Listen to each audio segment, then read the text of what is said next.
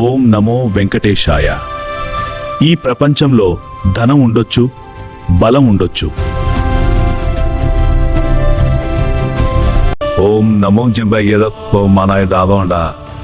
ఈరోజు మీరు వినబోయే కథ ఉన్నదా అచంచల భక్తికి శ్రీ వెంకటేశ్వర స్వామి ఇచ్చిన దివ్యవరం.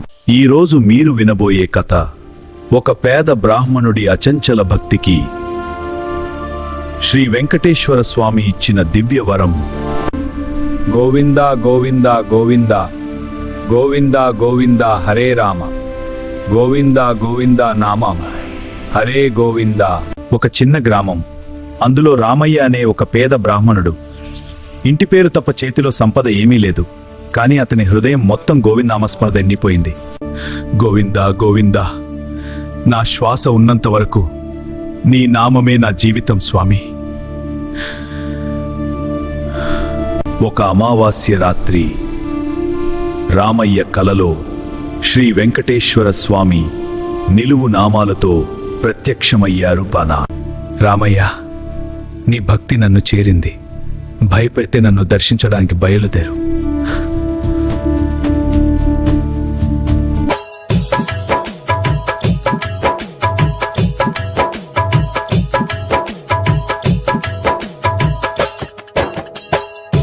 స్వామి, నీ దర్శనం కోసం బయలుదేరాను.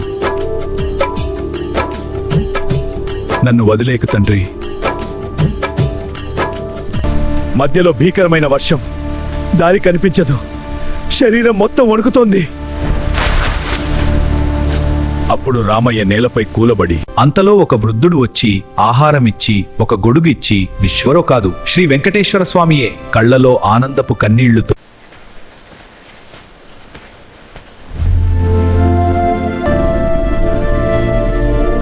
క్యూలో గంటల తరబడి నిలబడ్డాడు.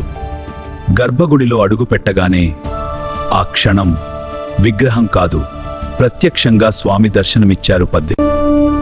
స్వామి, నా దగ్గర బంగారం లేదు, కానీ నా ప్రాణం నీదే.